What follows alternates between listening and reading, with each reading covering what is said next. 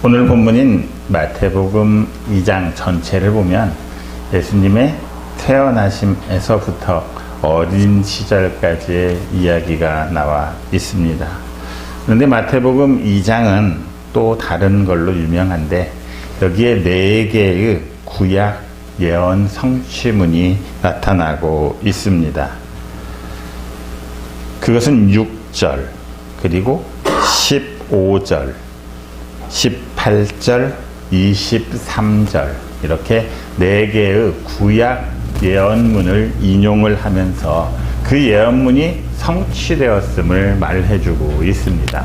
과연 그 구약의 예언문들은 예수님을 어떤 분이라고 말하고 있는 건지, 왜 그 구약의 예언문의 성취를 통해서 예수가 그리스도라는 것을 말하고 있는지를 우리가 한 번쯤은 살펴보아야 합니다. 첫 번째 예언을 보면 동방 박사들이 방문하는 것과 같이 나타나는 6절의 말씀입니다. 또 유대 땅 베들레헴아, 너는 유대 고을 중에서 가장 작지 아니하도다. 내게서 한 다스리는 자가 나와서 내 백성 이스라엘의 목자가 되리라 하였음이니이다. 원래 이 말은 구약의 미가서 5장 2절에 나타나는 말씀이지요. 자, 그런데 많은 사람들이 관심을 가지고 있는 것은 예루살렘 예수님께서 말구유에 태어나셨다는 것은 관심을 가지고 있습니다. 그런데 오늘 본문 4절에서 말하고 있는 것처럼 헤롯 왕과 온 이스라엘 사람들은 그가 어디에서 태어날지를 잘 몰랐다고 말하고 있습니다.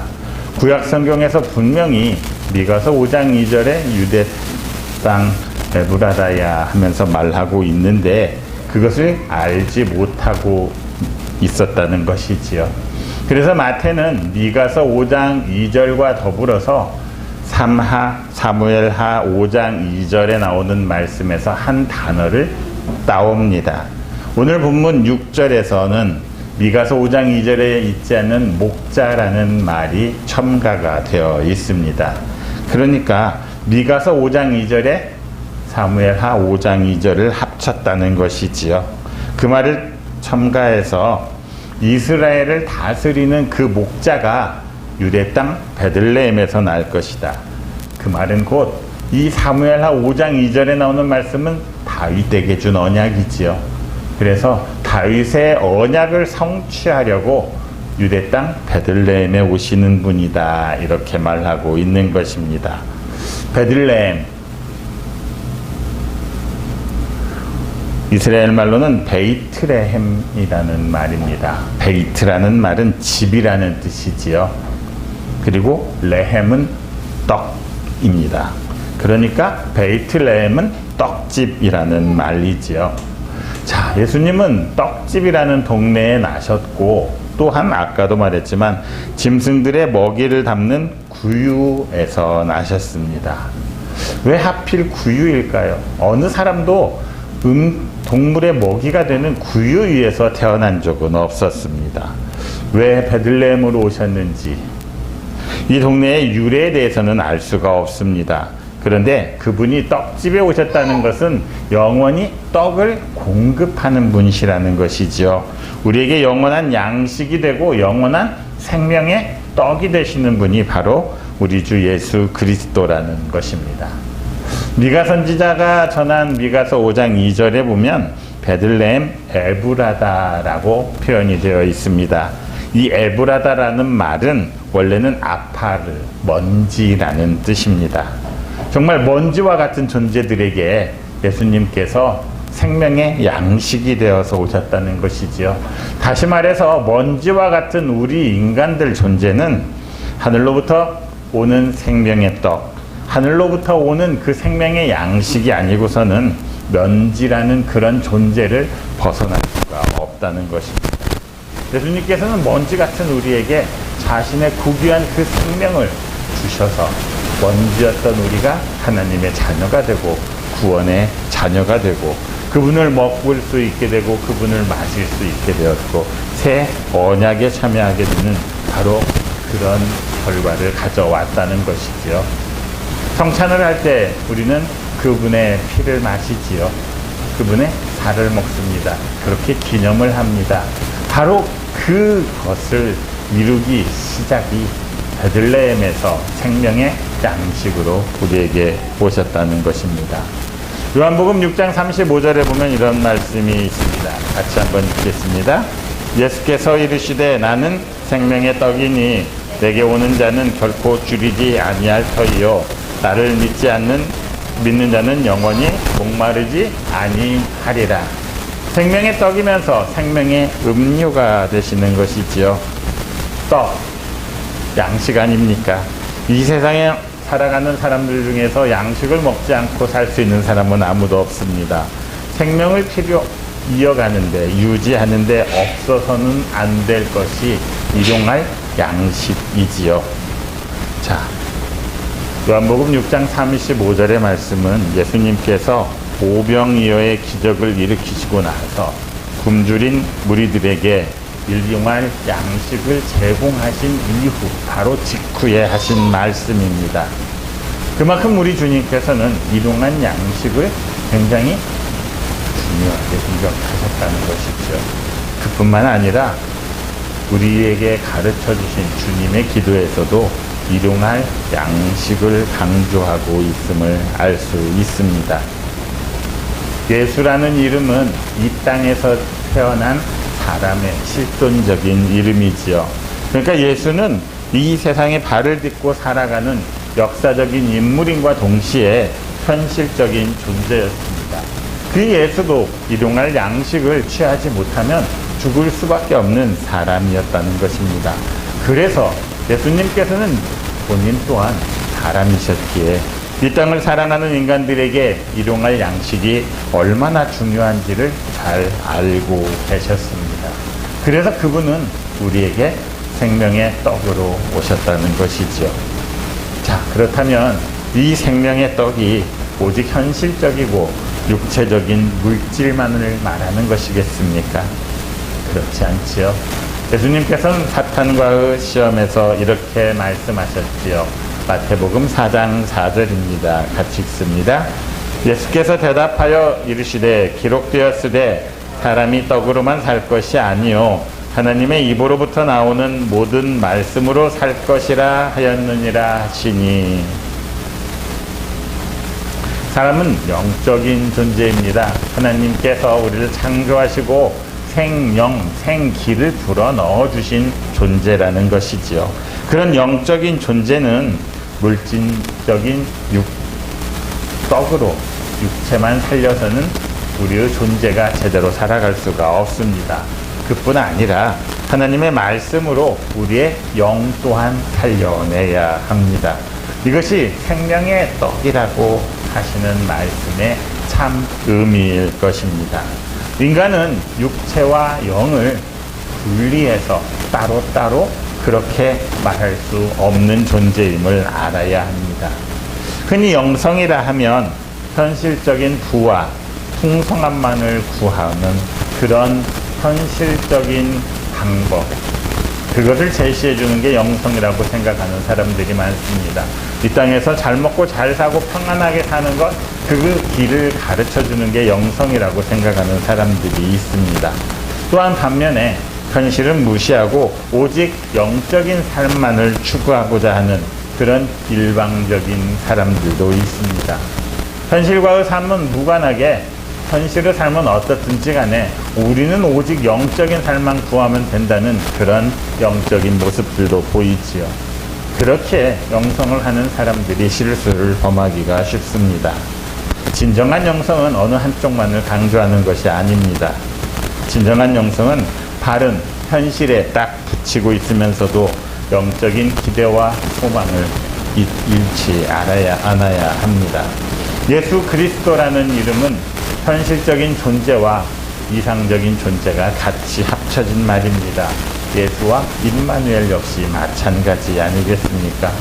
이런 이름에서 보여주듯이 진정한 영성은 예수라는 역사적이고도 현실적인 기초도 무시하지 않으면서 그리스도라는 하나님 나라를 향한 꿈과 소망을 이루어가는 끊임없는 구도의 그림을 잊지 말아야 합니다. 예수 그리스도의 이름에서 보여주듯이 예수 그리스도를 따라가는 사람들의 영성은 예수와 그리스도를 동시에 조화롭게 균형 있게 추구해야 하는 것입니다. 육과 영, 실존과 이상이 조화를 이루면서 균형이 잡힌 삶, 이것이 바로 진정한 영성적인 삶임을 잊지 말아야 합니다. 첫 번째 예언은 그렇게 예수님께서는 우리의 생명의 양식이 되어주시러 이 땅에 오셨다는 것을 말해주고 있습니다. 이제 헤롯이 그 소식을 듣고 아기를 죽이려고 합니다. 그러자 주의 사자가 요셉에게 현몽해서 이제 아기와 모친을 데리고 애굽으로 떠나라 하지요. 그게 14절과 15절까지 나오는 말씀입니다. 요셉이 일어나서 밤에 아기와 그의 어머니를 데리고 애굽으로 떠나가 헤롯이 죽기까지 거기 있었으니 이는 주께서 선지자를 통하여 말씀하신 바 애굽으로부터 내 아들을 불렀다 함을 이루려 하심이라. 자, 헤롯이 죽기까지 거기 있었다는 것, 거기는 애굽을 말하고 있을 것입니다. 헤롯은 BC 4년경에 죽었다고 합니다. 예수님이 태어나고 나서 얼마 되지 않고 곧 죽은 것이지요. 자기의 죽음이 임박했음도 모르고 악행을 저지릅니다. 베들레헴 근처에 태어난 2살 이하의 남자아이들을 다 죽여버리지요. 그러나 그 자신도 곧 죽고 말았습니다. 누가복음에 보면 어리석은 부자가 나옵니다. 자기의 생명이 얼마 남는지도 알지 못한 채 오늘 밤에 하나님께서 그의 생명을 거두어 가실 줄도 모른 채 그의 창고를 짓고 곡간을 짓고 이 세상에서 어떻게 살아갈까만 열심히 생각했던 그 어리석은 부자와 헤롯, 아니 우리 인간들은 조금도 다르지 않다는 것을 알아야 합니다. 그때 주신 말씀, 주께서 선지자로 말씀하신 바 애굽에서 내 아들을 불렀다 함을 이루려 하심이라.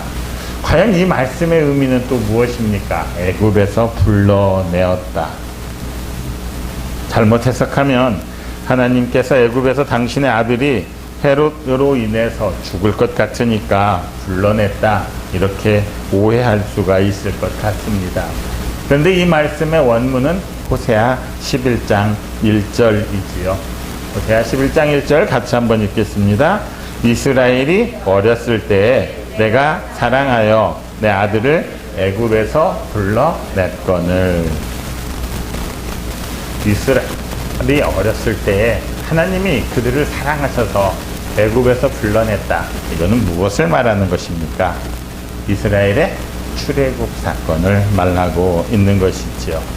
자, 이스라엘의 출애굽 사건과 당신이 사랑하는 아들 예수를 애굽으로 보내고 애굽에서 탈출하게 만드는 이 사건을 서로 연관시키고 있습니다. 예수님께서 애굽으로 들어가는 것, 그것은 무엇과 같겠습니까? 모세의 일생과 같습니다.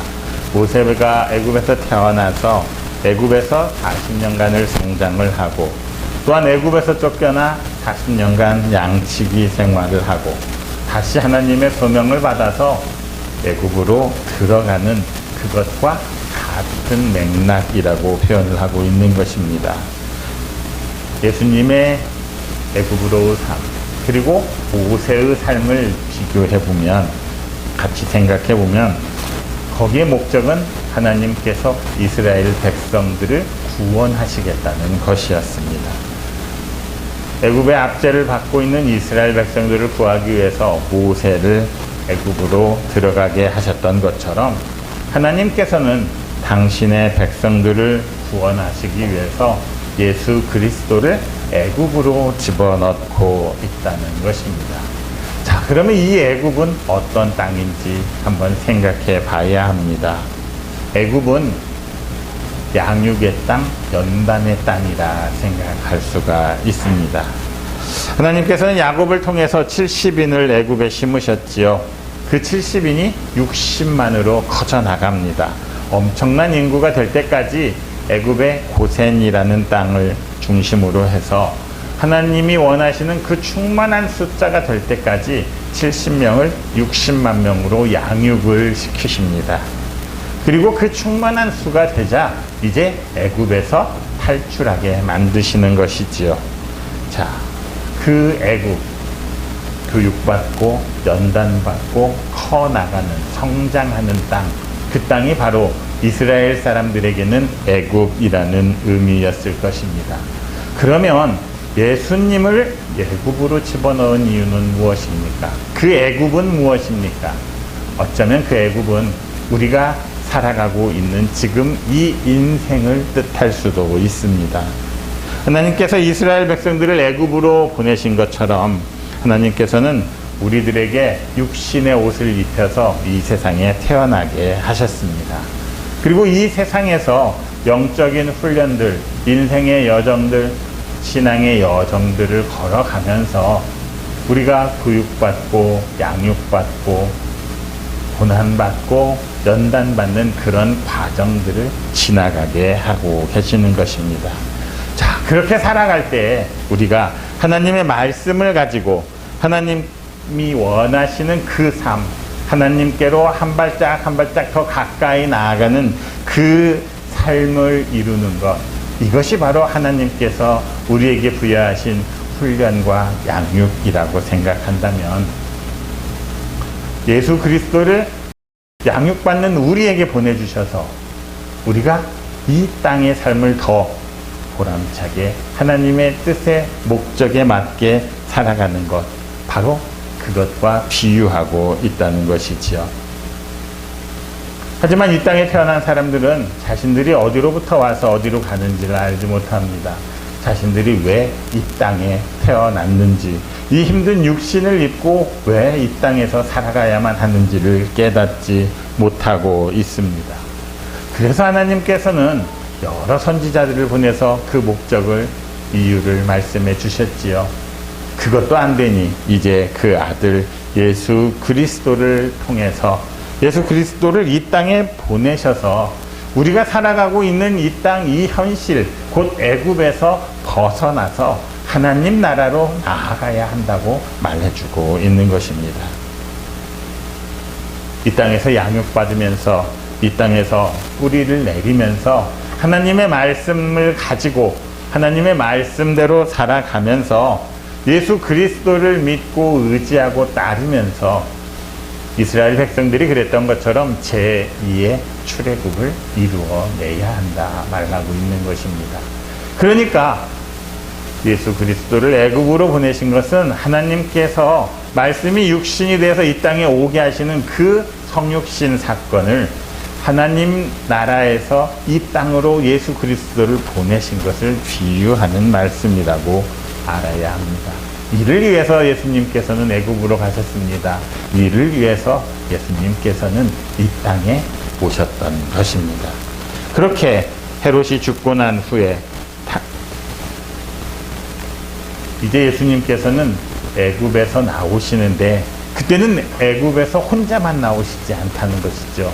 모세가 그 60만의 이스라엘 민족들을 이끌고 애굽에서 나왔던 것처럼 예수님이 이제 애굽에서 나올 때, 이 땅에서 나오실 때는 예수님을 따랐던, 예수님이 구원하시고 예수님에게 하나님이 맡기셨던, 주셨던 사람들, 요한복음에서 말하는 내게 준 자, 그 사람들까지도 다 데리고 하나님 나라로 넘어가신다고 말하고 있습니다. 그 하나님께서 이 땅에서 허락한 그 사람들 역시 예수 그리스도만 믿고 의지하고 따른다면 애굽에서 탈출할 수 있다는 희망을 우리에게 보여주시는 것입니다. 이게 바로 호세아 11장 1절과 연관이 되어 있는 것이지요. 애굽에 있는 당신의 아들들을 그 애굽으로 불러내는 것, 하나님의 자녀들, 하나님의 사람들을 이 땅 애굽에서 하나님의 나라로 들어갈 수 있게 해주시는 것, 바로 그를 위해서 예수 그리스도를 이 땅에 보내주셨다, 이렇게 말하고 있는 것입니다. 마지막으로 23절 말씀을 보면 이제 헤롯이 죽고 나자 요셉에게 현몽하여 아기와 그의 어머니를 데리고 이스라엘 땅으로 가라 말씀하시죠. 실제로는 헤롯 왕이 죽은 후 하나님께서 예수 그리스도의 가정들을 인도하심을 볼 수가 있습니다. 자, 이제 3절을 보면 나사렛이란 동네에 와서 사니 이는 선지자로 하신 말씀에 나사렛 사람이라 칭하리라 하심을 이루려 함이니라. 베들레헴에서 유대 땅으로 가셨는데 베들레헴으로 다시 돌아온 것이 아니라 갈릴리로 오셔서 나사렛에 정착하십니다. 그래서 나사렛 사람이라 이렇게 불리지요. 실제로 예수님은 나사렛 사람이라 불렸습니다. 갈릴리 북쪽에 있는 그 지역의 언어를 쓰고 방언을 쓰는 나사렛 사람이란 표가 나는 그런 삶을 사셨다는 것이지요. 자, 그렇다면 왜 나사렛이라는 곳에 예수님이 정착하게 되었다는 것입니까? 왜 예언에서는 예수님께서 나사렛 사람이라 칭하리라 이렇게 말하고 있는 것입니까? 나사렛이라는 원래의 단어는 나지르입니다. 이 단어가 발전해서 성경에 나오는 나시린이라는 말이 됩니다. 원래 나지르라는 말은 구별되다라는 뜻입니다. 구별되다. 하나님의 것은 구별되어야 한다는 것이지요. 왜냐하면 하나님께 드려져야 하는 것이기 때문입니다. 나시린은 구별되어서 하나님께 드려진 사람들입니다. 이 나지르라는 단어가 어떻게 쓰였는지를 성경에서 찾아보면 신명기 33장 16절에서 알 수가 있습니다. 같이 한번 읽겠습니다. 땅의 선물과 거기 충만한 것과 가시떨기 나무 가운데에 계시던 이의 은혜로 말미암아 복이 요셉의 머리에 그의 형제 중 구별한 자의 정수리에 임할지로다. 여기서 구별한 자가 나지르라는 말입니다. 원래는 요셉의 형제 중 가장 뛰어난 자가 정수리에 임하지요. 뛰어난 자의 정수리에 임하는데 이 뛰어난 자가 구별된 자로 번역이 되고 있습니다. 자, 그 다음에 레위기 25장 5절을 보면 같이 읽습니다. 내가 거둔 후에 자라난 것을 거두지 말고 가꾸지 아니한 포도나무가 맺은 열매를 거두지 말라. 이는 땅의 안식년임이니라. 여기서는 가꾸지 아니한이라는 말이 나지르입니다. 가꾸지 아니한. 사람이 애쓰고 다듬어 주지도 않았는데 스스로 난 것. 안식년이기 때문에 안식년에는 땅을 경작할 수가 없지요. 경작하지 않는데도 스스로 난 것들, 하나님이 키우시고 하나님의 말씀으로 자란 그런 것들이 있다는 것입니다. 그게 바로 가꾸지 아니한 나지르라는 말입니다. 이것을 사람에게 적용하면 나시린이 되죠. 그래서 나시린은 머리를 자르지 않습니다. 머리를 자르지 않는 이유는 머리는 예수 그리스도지요. 예수 그리스도를 잘라낼 수가 없다는 것입니다. 그들은 하나님께서 선택하고 하나님께 드려진 사람으로서 오직 예수 그리스도를 머리로 하고 살아가는 사람들이라는 뜻입니다. 그러니까 절대 머리를 잘라내지 않죠. 보기가 싫을 것입니다. 하지만 사람들의 눈에 보기 싫고 좋고는 기준이 안 된다는 것입니다. 사람의 손으로 예수 그리스도를 다듬을 수가 없다는 뜻입니다. 그들은 하나님께서 주신 원래의 본성대로 하나님과의 관계성만을 가지고 살아가는 사람들, 그 사람들이 나시린이라는 것이지요. 그러니까 예수님은 하나님께 드려진 사람, 곧 나시린이었다는 것입니다. 나시린은 자연인을 말합니다. 사람이 손으로 가꾸거나 사람의 손에 의해서 아름답게 되는 것이 아닌 하나님의 손으로 길러주시고 하나님이 아름답게 만들어주시는 사람들과의 관계성보다는 하나님과의 관계성을 먼저 생각하고 살아가는 바로 그 사람들이 나시린이라는 것이지요. 그러니까 예수님께서는 항상 하나님만을 먼저 생각하신 그런 분이셨습니다. 그렇기에 하나님께 드려졌고 하나님께 드려진 대표적인 것이 결국 십자가 아니겠습니까? 십자가에서 예수님은 자기의 모든 것을 다 하나님께 드렸습니다. 그렇게 하나님께 드림으로써 인류가 구원을 또한 받을 수 있게 되었던 것이죠. 우리가 우리를 하나님께 드리게 되면 바로 그것이 사람들의 구원과도 연결될 수 있다는 것입니다. 나시린의 대표적인 인물, 구약에서 삼손이지요. 삼손의 머리카락이 언제 잘립니까? 그가 하나님을 잃어버리고 여인에게 빠졌을 때 머리카락이 잘리게 됩니다. 하나님 외에 다른 것들이 붙어버리면, 하나님은 빠지고 다른 것들이 채워지면 나시린은 더 이상 쓸모가 없습니다. 인간의 추한 모습이 다 드러납니다. 삼손이 머리가 잘린 다음에 감옥에서 두 눈이 빠져버리고 맷돌을 돌려야 하는 처량한 신세가 된 이유가 무엇입니까? 하나님이 빠져버리고 사람들이 가득 찼기 때문이지요. 우리 또한 마찬가지 아니겠습니까? 우리에게서 하나님이 빠져버리면 우리는 정말 이 세상에서 볼품없는 존재들이 되고 맙니다. 비록 사람들이 보기에는 아름답지 않을지 모르지만 하나님 눈에 아름답게 보이는 그런 나시린들, 하나님 눈에 아름답게 보였기에 블레셋 사람들이 어떻게 손쓸 수 없는 엄청난 힘을 소유할 수 있었던 것 아니겠습니까? 우리는 만인 제사장설을 믿는 개신교입니다. 그러니까 목회자만 나시린이 아니라 우리 한 사람 한 사람이 다 하나님께 드려진 사람임을 잊지 말아야 합니다. 오늘날 보면 많은 사람들이 세상을 향해 달려가고 있고 대마와 같이 세상을 찾아가는 사람들이 많습니다. 창세기 6장에 보면 하나님의 아들들이 사람의 딸들을 취하여 가는 것처럼 하나님의 사람들이 세상을 향해 취해가고 있는 것들을 볼 수 있습니다. 그럼에도 불구하고 그리스도인들은, 성도들은 하나님께 드려진 자들이 되어야 합니다.